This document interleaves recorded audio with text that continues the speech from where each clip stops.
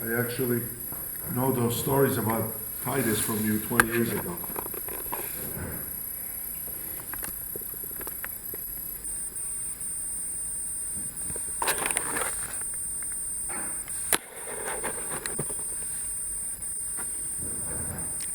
So what we're saying is like this, right? That comes now.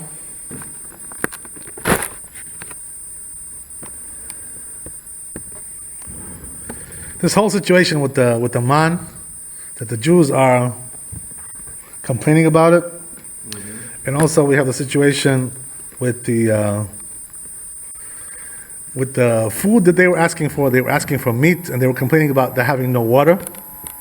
All these things, what are they really displaying? What are they displaying?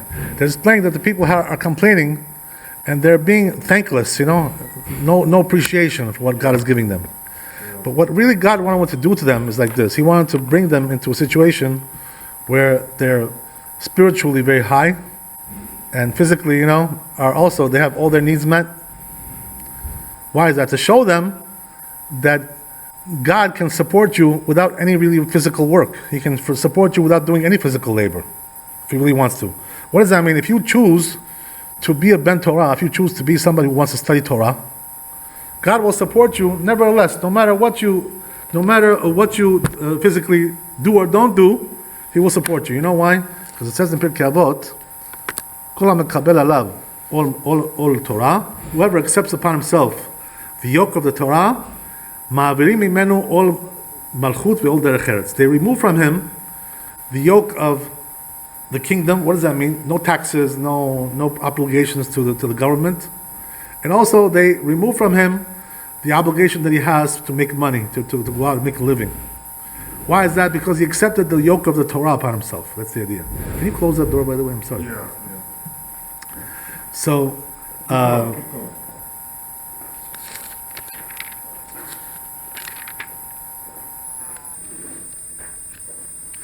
so what we're saying is that the Jews were not used to this kind of lifestyle. They were not accustomed to having a life of spirituality when there's nothing physical over there. And therefore they were complaining. HaKadosh Baruch Hu was testing them to see, are they going to appreciate what HaKadosh Baruch Hu is doing for them? Are they going to say, thank you for what you did for us, so we can sit and learn Torah? Or are they going to complain? Mm-hmm. So this is really, this moral lesson over here that we find in this Parashat is very, very crucial for a person to understand. What does that mean? He has to know that everything that you have in your life is like this kind of dichotomy. On the one hand, there's good elements in your life. On the other hand, there's elements which seem to be like a downer, So the question is, which one will you focus on? Will you focus on the negative? Will you focus on the positive? Which one is going to be the guiding, the lesson for you? Which one is going to be the guiding way to see? How are you going to look at that? How are you going to look at the way that God provides for you? How are you going to look at God's providence? How are you going to look at that? Are you going to look at the negative side? Or are you going to look at the positive side? Say, everything I do, it happens bad. Everything is bad for me. My luck is bad. My mazal is bad. Complaining always, right? Always down. It doesn't work for me. Whatever I try to do doesn't go, doesn't succeed. I always fall on my face. So what happens is that Kadosh Baruch Hu doesn't want that. He wants a person, who's going to be satisfied with his lot in life. He wants him to be satisfied. He wants to be happy. He wants a person to wake up in the morning and say, I'm happy with what you did for me. I'm so happy with my life. When a person gets to that level, he's really in touch with God. That he's really happy, he's really appreciative of everything that God does for him. Even though, if he looks at the negative side, it could look very depressing, and very down. It could be really like a downer. Say, wow, I can't believe I'm at this point in my life. I never realized, I never dreamt I'm going to be so disadvantaged. I'm going to be so, troubled. I'm going to be so downtrodden. I'm going to have so many disadvantages in life like this. I never dreamt that. But a person has to always look at the positive. Mm-hmm. So now what happens is like this, right? That if a person doesn't look at the positive and only looks at the negative, you know what happens in the end? This becomes like a very big inner problem with him, inside. In in Hebrew, there's a word called safek. Safek means a doubt. So doubt, safek, that means, I'm not even sure if God is really with me. I'm not sure if He's really helping me like He should. Maybe I'm not getting the providence that I should. Maybe I'm not getting the assistance that I should. Maybe I'm not where I should be. I should be somewhere else now. I should be more successful. I should be more prominent. I should be more advanced. So when a person starts to have these doubts in his mind, what happens is like this, right? It creates an inner lack of faith. And when you have this inner lack of faith, you know what happens, right? The same numerical value that you have safek. What's the numerical value of safek? Samech is 60, Pei is 80, right? That's like 140. And then we have Kuf, right, which is 100. So altogether we have 240 numerical value of safek. If you take Amalek, same numerical value as safek. So what does that mean?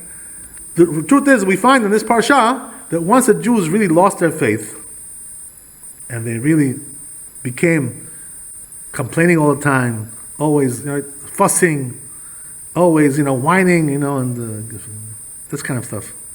What happened was that in the end, Amalek really came. The physical Amalek also came and attacked them. Who's Amalek? These are the descendants of Esau, right? The arch enemy of the Jewish people, Amalek. This was also, by the way, Titus, right? Titus was also Amalek. This is the idea, right? He was also descended from Amalek. So what the issue is like this, right? When you start to develop an inner Amalek inside of you, doubts, qualms, you're not happy with your life, you're not even sure if this is what you should be doing, you're not even sure if God is really helping you, you're like all stuck with all kinds of issues like this in your lack of faith. So you're developing an inner Amalek. That's what the Mefarshim say. The commentators, what they say is that there's an outer Amalek. There's the outer one. What does that mean? The physical one. The people of Amalek. Those skinheads, those neo-Nazis, right, that we have today. Those are Amalek, those people. And they're similar. But there's also an inner Amalek. What does that mean? The doubts that you have inside of you, the lack of faith, is your inner Amalek.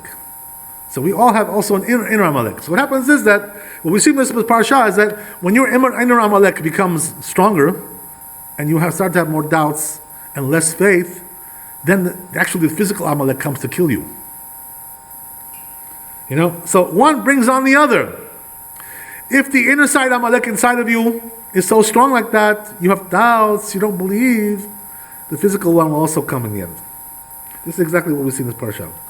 So what do we learn from there? It's something very, very important, right? That when a person looks at life, his own life, because you shouldn't be looking at other people's life. What business do you have to look at other people's lives? What they have, right? Being jealous of them. What is it going to help you? How is it going to help you in life? You're looking at your own life, your own lot. So what you should be saying is, wow, I'm so appreciative of all these things that I'm doing. Because this is really the best thing for me. Whatever's happening to me is the best for me. And I'm very happy with that. I'm very happy with my lot.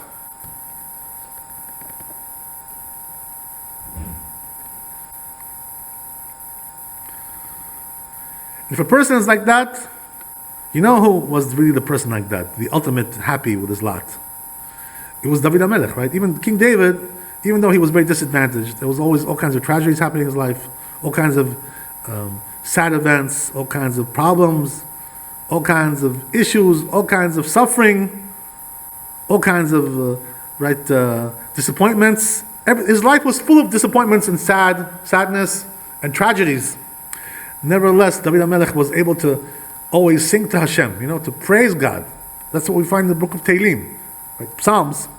What is Psalms? Psalms is the praises that David HaMelech said to HaKadosh Baruch Hu. Why? Because even though his life was very, very difficult, it was full of difficulties, nevertheless he found time to praise HaKadosh Baruch Hu for all the good and all the bad. So what does that mean? What is really the ultimate Jew? That's really the ultimate Jew. David HaMelech is the ultimate Jew in that regard, right? What does that mean? No matter what happens, you always look at the positive in everything. And then what happens is that you overcome your physical, your spiritual Amalek that you have inside of you. You overcome that. Because you're always looking at the positive. You're always praising Hashem for everything. Because that's the best thing that it could be. That means you're perfect in faith. But a person who's lacking in faith, what happens is, right, the inner Amalek is like, brewing inside of him. And because of that, he can't overcome. So then the physical Amalek also comes. This is the idea, right? So that's exactly what we learn from this Parsha. That a person has to be always thankful to Hashem, no matter what happens. The best Jew, you know what he is? The best Jew, the ultimate Jew, as we said, is the one who always praises God Hashem, no matter what. Because if you knew how Kadosh Baruch Hu loves you, if you knew how much He cares for you, if you knew how much everything that He does for you is so particularly, granted to you to help you with your predicament, to help you with your tikkun, with your rectification, if you knew how much He does for you, if you really appreciate it, if you look at the positive side, there should be never anything to complain about. This is exactly what Kadosh Baruch Hu wanted to teach these Jews in the desert, in the wilderness. Stop complaining, all the time. Everything I'm doing for you is the best. I'm giving you a life which is free of work. You don't have to go make a living. I'm giving you everything for free. Just sit down and learn Torah. That's what I ask of you. But no, I don't want that. I want a regular life. You want a regular life? But you're a Jew. You're not meant to be like that. You're not meant to have a regular life. You're meant to have a spiritual life. This is exactly what Kadosh Baruch Hu wanted to inculcate into the Jewish people. So what does that mean? That's exactly why the ultimate Jew, you know who he is? The ultimate Jew? The Jew who says, listen, I know really that Parashat comes from Hashem. So therefore, I'm going to choose the Torah, to study Torah, dedicate my life to Torah, and forget about everything else. Because I know if Hashem wants to support me, He'll support me just like He did in the wilderness to the Jews. He gave them the manna, everything for free. Free lunch. They got everything for free. So this is exactly why Kadosh Baruch Hu told Moshe Rabbeinu, when the manna came, start raining down the manna, what happened was that Kadosh Baruch Hu told Moshe Rabbeinu, take one jar, fill it up with manna, close it up, seal it up, right? And save it for the future generations. What does that mean? Why did he do that? The reason why he did that is because he told them, if the Jews are going to need to see that, we're going to show it to them. So what happened was, this actually happened several hundred years later, as the Beit HaMikdash was about to be destroyed. Yirmiyahu Navi, Jeremiah. What happened was that the Jews in that generation were not so, faithful to Hashem. What does that mean? They were going out making a living, hustling to make a living, things like this, right? Let's make a living. We'll have to work. We have to go full-time work. So Yirmiyahu was telling them, why aren't you studying Torah? Why do you always devote your life just to work, to labor? Don't you know Torah, how important it is? So you know what they said, right, Yirmiyahu? They said, but if we study Torah, who's going to support us? You know what? We're going to get a free lunch? Who's going to support us? So then Yirmiyahu took the jar of that man, right, that Moshe Rabbeinu filled up, and he showed them. He says, here, this is what Kadosh Baruch Hu gave to the people in the desert, the Jews in the desert, in the wilderness. He gave them the man. So what does that mean? That He gave them the man in order that they should sit in Torah. So that applies to every generation. If a person devotes his life to Torah, if he devotes his life to serving Hashem, everything will come for free. Isn't that good? Some people say, no, it's not so good. I don't want to live like that. It's too weird. I want a regular life, normal. I want to be normal. You want to be normal. But Kadosh Baruch Hu expects a little bit more from you than being normal. You're a Jew. You're not just anybody else, right? You're not a regular person. Chosen people. What does it mean to be chosen people? You have to be chosen in reality, right? Not just in theory. So in order to be chosen, what does a person have to do? He has to prove it that he's chosen. By doing what? Devoting his life to Torah. That's exactly what it says in the Midrash. You know what it says in the Midrash? There's always all kinds of, brought down in many sources, in the Midrashim and the Gemara. How do you see a difference between a Rasha and a Tzaddik, Wicked person and a righteous person. How do you see the difference? So there's one Midrash that says like this. You know how you see it? Very simple. Right away, when a person is born and comes into the world, you see what does a person devote his life to. If he devotes his life to Torah, he's a Tzaddik. So then what does a Rasha do? How do you know if a person is a Rasha? Because he devotes his life to making money. That shows that he's a Rasha. Why is it so bad to make money? So bad to make money, to make a business, to make a living? Because when you devote your life only to money and to business, that shows that you have no faith in God. You have no faith in Torah. Because if you really had faith in Torah, you would devote your life to Torah. So therefore, it says in Midrash, how do you tell the difference between the wicked and the righteous? The righteous devote their life to Torah, and the wicked devote their life to making money. That's what it says. Unbelievable idea, right? That's the idea. So therefore, we have to learn this moral lesson. Each one of us on our level, because there's different levels. Everybody has their own different level. Everybody has their own different struggle. But nevertheless, a person always has to be striving to be full of faith, to get away from the doubts, to get away from those, issues that you have. Am I in the right place? Am I at the right time?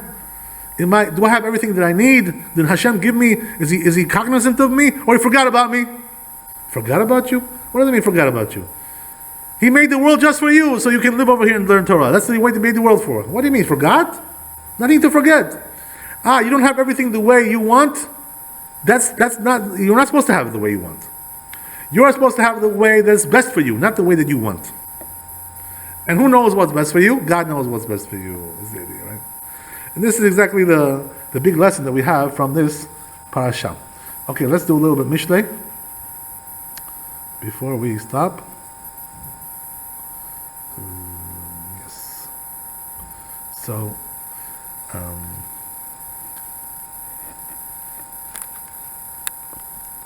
it says in the 12th parak of Mishlei, like this, at the end of the 12th parak.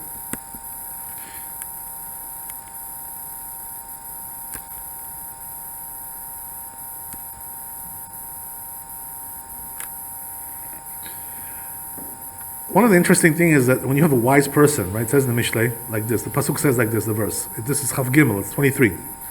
Adam arum kosed da'at, velev kesili nikra ivelet.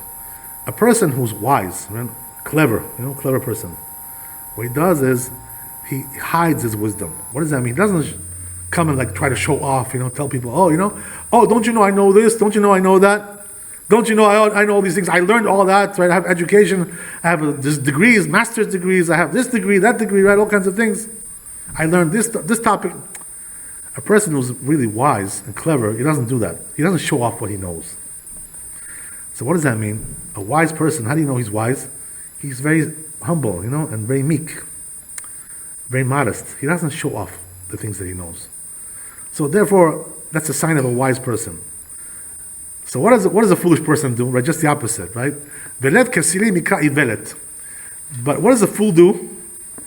The little wisdom that he has, the little knowledge that he has, he screams it out to everybody, to show everybody. I know this, I know that, right? The fact that he has to scream out all the things that he knows, that's a foolishness. Why is it foolishness? Because he's showing people that his knowledge is actually very limited and very distorted and very inaccurate. So he screams out his folly. A foolish person talks folly, but a wise person is silent, modest and meek. This is the difference between the wise and the fool. Very good. Another one. It says in the Pasuk Chav Dalet, right, 24. Yad charutzim timshol u'miyat tiyeh lamas. Another interesting point, right? It says the people who are industrious, they will rule. The industrious people will rule. But when it comes to people who are sneaky and conniving, scammers, schemers, all kinds of things like this, what happens is that because they make their gain, they make their parnasah, they make their sustenance with all kinds of tricks, all kinds of scams, what happens is that tiyeh lamas, that's what it says. U'miyah tiyeh lamas. In the end, what will happen was mas in Hebrew, you know what it means? It means taxes. Whatever he makes with trickery, with all kinds of extortion, with all kinds of schemes, the tax people will come and take that money, right? Uncle Sam will come, or any other uncle that you may have, right, who wants your money, all the other uncles that we have, whichever uncle it is, and they're going to take it. You know why? So what does that mean? That when a person makes his money with trickery, comes the tax man and takes your money. Because it wasn't made in a kosher way. Just that easy come, easy go, just it comes easy, it also goes very easy out of your pocket. So what does that mean? That the wise, but the one who's industrious, what happens is he will rule. What's the difference between this and that? What happens is that when a person makes gain, he makes profit, whether it's in financial issues or when it comes to also profiting in Torah. What does that mean? To learn Torah, to acquire Torah. What happens is that if he's industrious and he's vigorous about learning, about studying, he's very serious, or he's vigorous about doing business, whatever it is that the business is that he has, he's going to become a ruler in the end. What does that mean? He will become very successful. Who is the real ruler? As the Chazal say, right? The sages say, the real ruler is the one who knows Torah. He's called the king, right? Who's the king? The one who knows Torah, the Chachamim. The wise people are the kings. So what happens is, right, that each one goes according to his own quality. But on the other hand, the one who does it with foolishness and trickery and fraud, what happens is that eventually all that will disappear. Easy come, easy go. Just like it came easy, it will go also very easy. To the tax man, to the Uncle Sam, right? All these kinds of things. That's the idea. Okay, we'll do one more, we'll stop.